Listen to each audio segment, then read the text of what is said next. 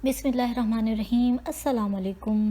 Bint Jamal Islamic zone में आप सबको खुशामदीद कहती हूँ।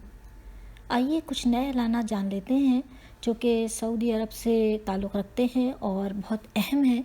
आपको आज बताया जाएगा कि इजाज़तनामे के बग़ैर मक्का मुकर्रमा शहर में जाने की इजाज़त नहीं दी जा रही। इसके बारे में आपसे तफ़सील जो है वो शेयर की जाएगी आज की वीडियो में। साथ ही ये भी बताया जाएगा कि सऊदी एयरलाइन ने परवाज़ों के शेड्यूल का ऐलान कर दिया है। इस्लामाबाद और कराची इसमें शामिल हैं। इसके बारे में भी आपको तफसील बताएंगे और ये भी कि और कौन कौन से शहर इसमें शामिल हैं। साथ ही ये भी कि मक्का और मदीना मुनव्वरा के होटलों के लिए नए ज़ाब्ते मुकर्रर कर दिए गए हैं, नए उसूल मुकर्रर कर दिए गए हैं। तो ये नए ज़ाब्ते और नए उसूल क्या हैं होटलों के लिए, उम्रा ज़ायरीन के लिए, तो वो हम आपसे शेयर करेंगे। आप इस वीडियो को मुकम्मल देखिए, इसमें आपके लिए बहुत कुछ है, बहुत अहम मालूमात हैं। देखिए, सबसे पहले हम परवाज़ों के शेड्यूल की बात कर लेते हैं जो सऊदी एयरलाइन की तरफ से जारी हुए हैं।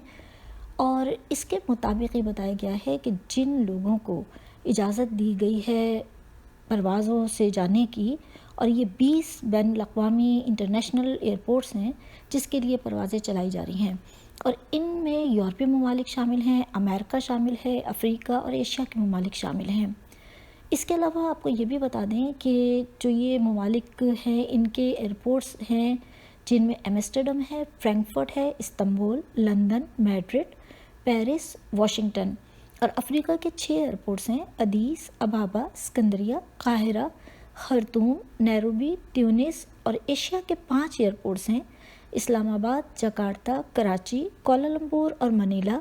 मशरिक़ वस्ता के 2 एयरपोर्ट्स हैं जिनमें ओमान और दुबई के लिए परवाज़ें चलाई जा रही हैं। तो सऊदिया एयरलाइन ने परवाज़ों से सफ़र करने वाले तमाम अफराद से कहा है कि वो कोरोना वबा के पेश नज़र सफ़री एहतियातों का और उसूल ज़वाबित का पूरा ख़याल करें और उसकी पाबंदी करें। और ये जो सफ़र है जो कि 20 एयरपोर्ट्स तक किया जाएगा, इंटरनेशनल परवाज़ें चलाई जा रही हैं, इनमें रिज़र्वेशन की सहूलत जो है वो मुहैया होगी।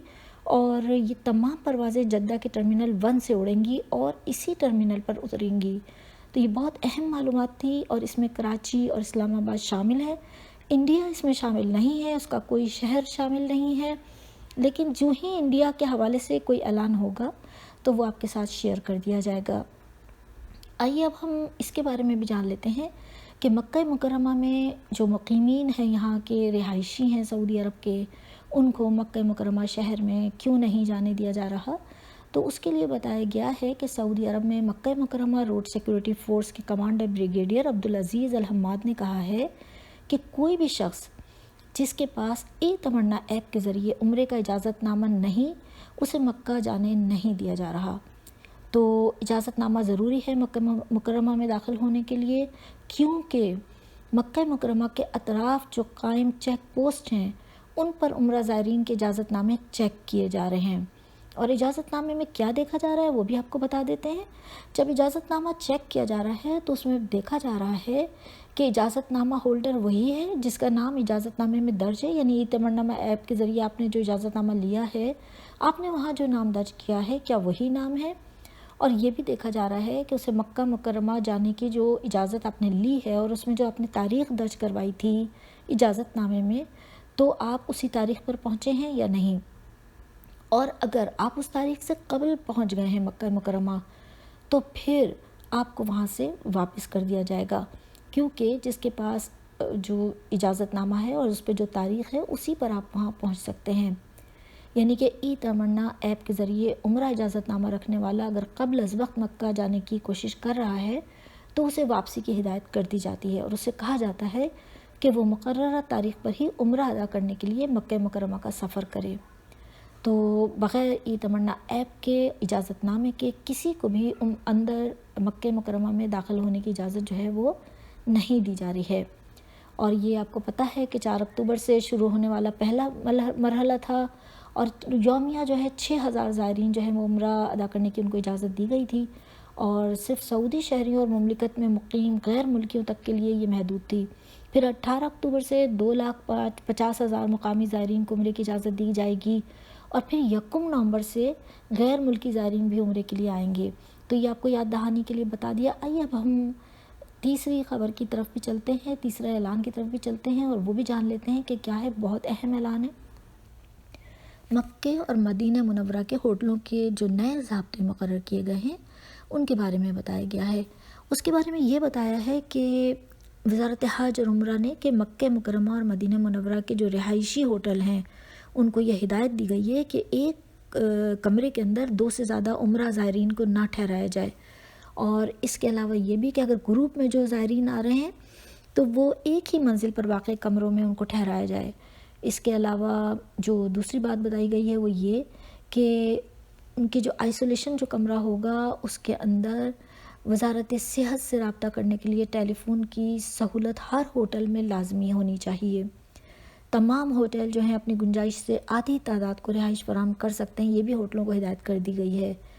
اور جو زائرین کے لیے کہا گیا وہ یہ کہ ہوٹل سے حرم کے لیے نکلنے سے پہلے تمنا سے پیشگی وقت لینا ضروری ہے، یعنی جب آپ اپنے ہوٹل میں ہیں اور حرم کے لیے جانا چاہ رہے ہیں تو پہلے آپ تمنا ایپ سے وقت لے لیجئے، کیونکہ آپ جب وہاں حرم پر پہنچیں گے تو آپ سے اجازت نامے کے ذریعے دیکھا جائے گا کہ آپ کے لیے کون سا وقت جو ہے آپ نے لیا ہوا ہے حرم میں داخلے کے لیے۔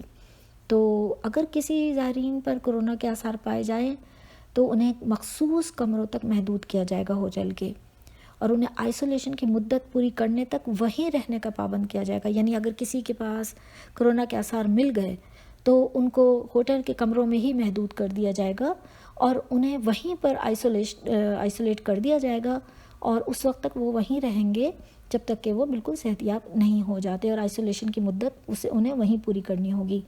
تو یہ تمام اہم ترین معلومات تھیں اور اعلانات تھے جو میں نے آپ کے ساتھ شیئر کیے۔ مجھے امید ہے کہ یہ تمام باتیں آپ کے لیے انتہائی رہنمائی کا اور فائدے کا سبب بنیں گی۔ مجھے دعاؤں میں یاد رکھیے گا، اور اگر آپ نے ابھی تک میرے چینل کو سبسکرائب نہیں کیا تو براہ کرم کر لیجئے۔